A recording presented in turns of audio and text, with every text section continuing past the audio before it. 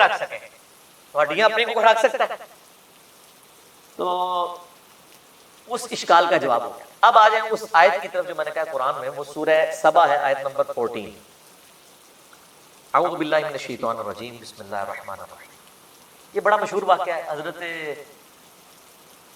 سلیمان بن داؤد علیہ السلام، آپ کو پتا ہے جب یہ فوت ہو گئے تو یہ ہیکل سلیمانی تعمیر کروا رہے تھے، تو ایک عصا کے سہارے یہ کھڑے رہے. اس کا ذکر ہے.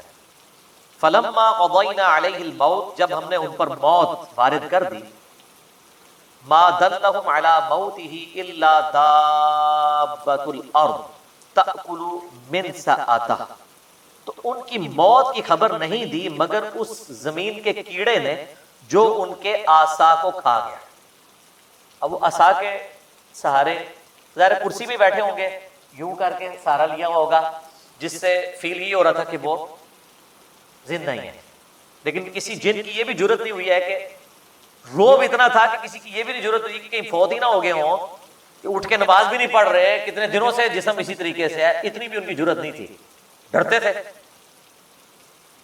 فلما خر، جب ان کا جسم نیچے آیا، یعنی کیا ہوا کہ وہ دیمک جو ہے نا اس کو چاٹ گئی. تو سر دیمک ایک دن میں نہیں چاٹتی، یہ مہینوں کی گیم ہے کہ وہ عصا کو دیمک کھاتی رہی جب تک وہ ہیکل سلیمانی تعمیر نہیں ہوگا، ٹیمپل آف سلیمان. تو قرآن کہہ رہا ہے کہ حضرت سلیمان علیہ السلام اس کے سارے پہ رہے. اس کا مطلب ان کا جسم بھی سلامت، فریشنس بھی سلامت، آنکھوں کی چمک بھی سلامت، سب کچھ. ادروائز تو ان کو شک پڑ جاتا.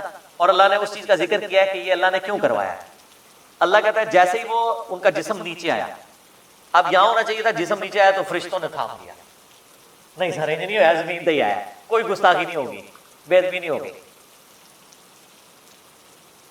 تبینت الجن ان لو كانوا يعلمون الغیب، اس سے جنوں کے اوپر یہ حقیقت کھل گئی کہ اگر وہ غیب کا علم جانتے ہوتے، ما لبثوا فی العذاب المہین، تو اتنے بڑے عذاب کو نہ وہ کاٹتے کہ کتنے مہینوں سے وہ حضرت سلمان کے ڈر کی وجہ سے اتنے بڑے بڑے پتھر اٹھا کے اگلے سلمانی تعمیر کر رہے تھے. اگر ان کو پتا چلتا کہ 8-9 مہینے تو یہی کام ہو رہے ہیں.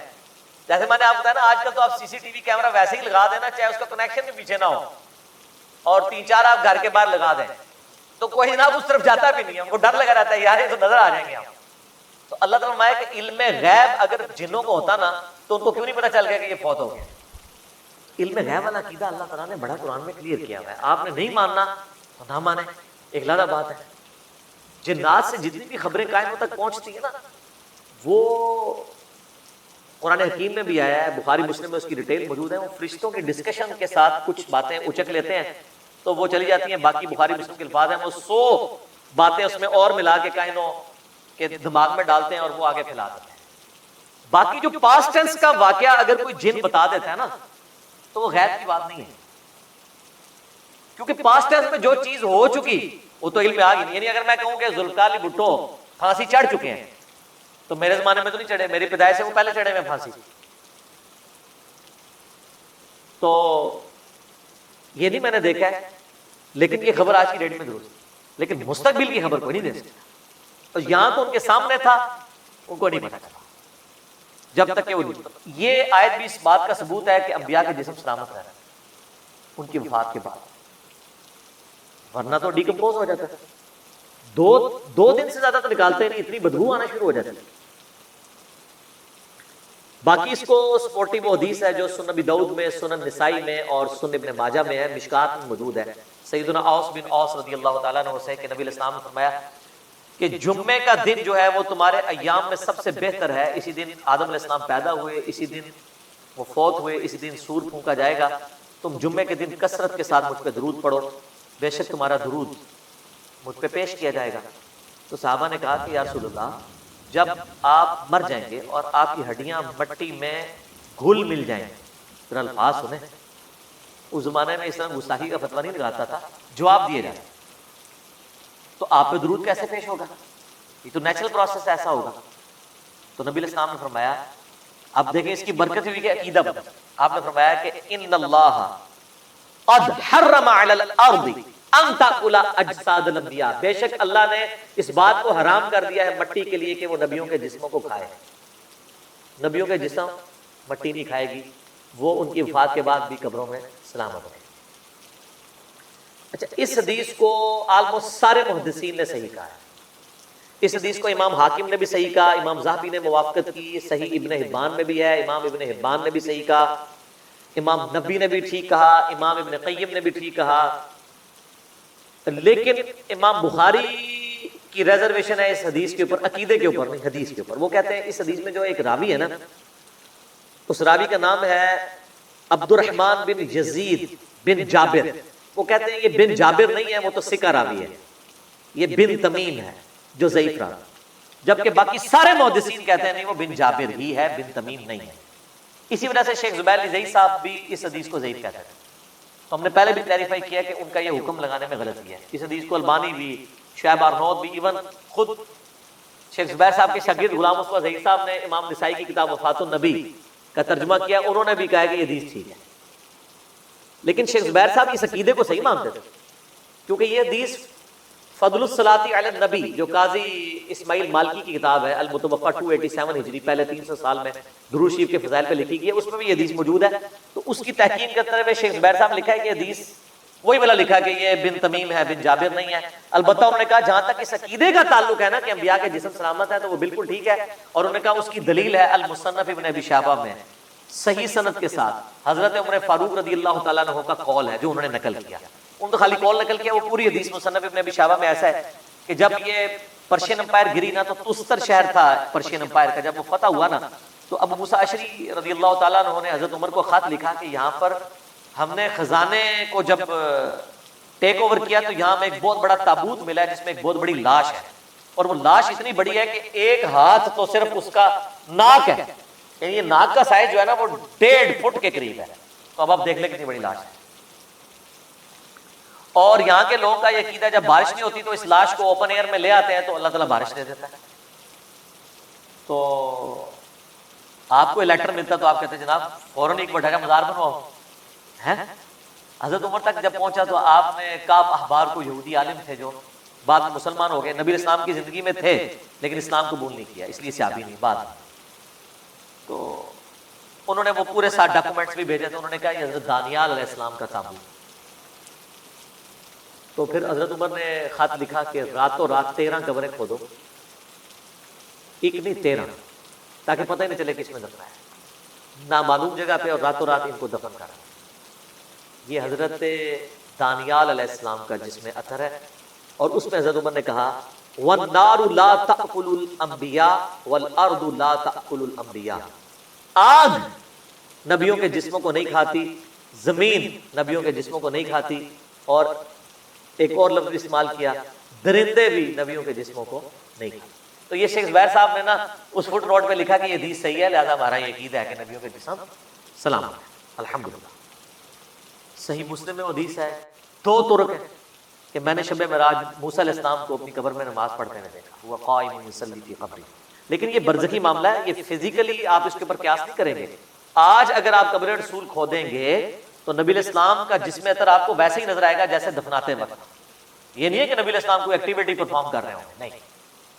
ان کی نمازیں بھی قبروں کے اندر، جو مسند ابی یعلا میں حدیث ہے کہ اللہ کے نبی زندہ ہیں، اپنی قبروں میں نمازیں بھی پڑھتے ہیں، وہ برزخی معاملہ ہے. وہ تو چھوڑ دیں، سنن ابن ماجہ میں تو یہاں تک ہے کہ جب عام ایک مومن مردے کو بھی جب قبر میں رکھا جاتا ہے نا، فرشتے سوال کے لیے آتے ہیں تو وہ اٹھتا ہے تو اس کو عصر کا وقت دکھایا جاتا ہے کہ غروب آفتاب ہونے والا ہے، تو وہ کہتا ہے مجھے چھوڑ دو، میں پہلے نماز پڑھ رہا ہوں. یہ تو عام مومن کے لیے بھی ہے. تو انبیاء تو خیر بہت اعلیٰ درجے. تو اس حدیث کے تحت ان کی زندگی برزخی ہے لیکن جسم جو ہے وہ سلامت ہے، اس میں کوئی شک نہیں ہے. باقی حیات النبی کے اوپر میرا لیکچر مسئلہ نمبر 5 دیکھ لیں. ایک اور حدیث بڑی مشہور، میں نے بڑی دفعہ بیان کی ہے، 1390 نمبر صحیح بخاری میں 1390 کہ سیدنا عمر کا پاؤں آلموسٹ 65 ایئرز کے بعد جب حجرہ عائشہ کی دیوار گر گئی ولید بن عبد الملک کے دور کے اندر، تو پاؤں باہر آ گیا ہے قبروں کی ڈسٹربنس کی وجہ سے، کیونکہ وہ امہات المومنین کے جو گھر تھے نا ان کو توڑ کے مسجد نبی کی توسیع کر رہے تھے. عمر بن عبد العزیز اس وقت گورنر تھے وہاں کے مکہ مدینے کے، ابھی تو خلیفہ نہیں بنے ہوئے تھے. تو جب پاؤں نکلا تو لوگ پریشان ہو گئے کہ نبی اسلام کا پاؤں باہر آ گیا. یہ بخاری کے الفاظ. اس کا مطلب ہے کہ تو بخاری میں ہی موجود ہے کہ لوگوں کا یہ عقیدہ تھا کہ نبی اسلام کا جسم مبارک اس طریقے. تو حضرت عروہ ابن زبیر کو، جو حضرت عائشہ کے بھانجے تھے، عبداللہ ابن زبیر صحابی کے چھوٹے بھائی، اور اشرم بشرا حضرت زبیر کے بیٹے، لیکن تابعی ہیں، ان کو بلایا گیا کیونکہ وہ حضرت عائشہ کے بھانجے تھے، حجرہ عائشہ میں جاتے رہتے تھے، تو ان کو قبروں کی لوکیشن پتہ تھی. انہوں نے جب دیکھا نا تو انہوں نے کہا یہ تو حضرت عمر کا پاؤں ہے، یہ نبی علیہ السلام کا پاؤں نہیں ہے. اچھا اس میں کہیں لکھا کہ وہ پاؤں جب نکلا ایسے تو وہ حضرت عمر نے وہ پاؤں واپس اندر کھینچ لیا. اگر وہ دنیاوی زندگی ہوتی تو جب اتنے لوگ پاؤں پہ شور مچا رہے ہیں، مطلب آپ کا اگر پاؤں ایسا باہر نکلا ہوا ہو کسی جگہ سے اور لوگ اتنا جمگٹا بنایا کہ یار یہ پاؤں پاؤں، تو آپ بھی اندر کر لیں گے نا.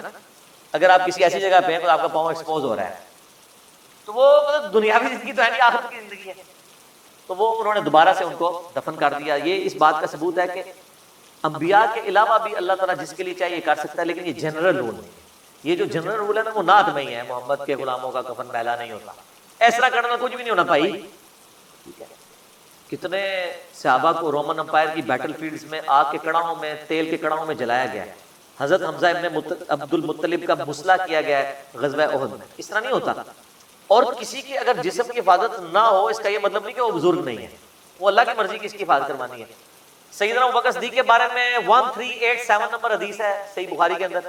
انہوں نے تو اوورال امت کو عقیدہ دے دیا ہے. اما عائشہ کو بلایا، اس پہ امام بخاری نے باب باندھا ہے سوموار کے دن کی موت کی فضیلت، کیونکہ نبی علیہ السلام سوموار کو فوت ہوئے. امام بخاری نے باب باندھ کے حدیث دیا 1387 صحیح بخاری میں. اما عائشہ سلام اللہ علیہا تو بلایا حضرت ابوبکر نے نزا کے عالم میں، کہا کہ بیٹا نبی علیہ السلام کو کتنے کفن میں دفن کیا گیا تھا؟ انہوں نے کہا 3 کپڑوں کے اندر.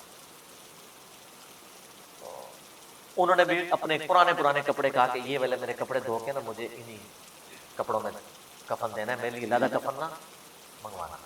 پھر پوچھا کہ بیٹا یہ بتاؤ کہ نبی علیہ السلام کی ڈیتھ کس دن ہوئی تھی؟ ان کا منڈے کے دن. تو انہوں نے کہا میں بھی اللہ سے امید کرتا ہوں کبھی تو منڈے کا دن باقی ہے، رات تک میری بھی ڈیتھ ہو جائے گی. اس پہ امام بخاری نے باب باندھا ہے منڈے کے دن مرنے کی فضیلت. لیکن سر حضرت ابوبکر کو یہ فضیلت نہیں ملی.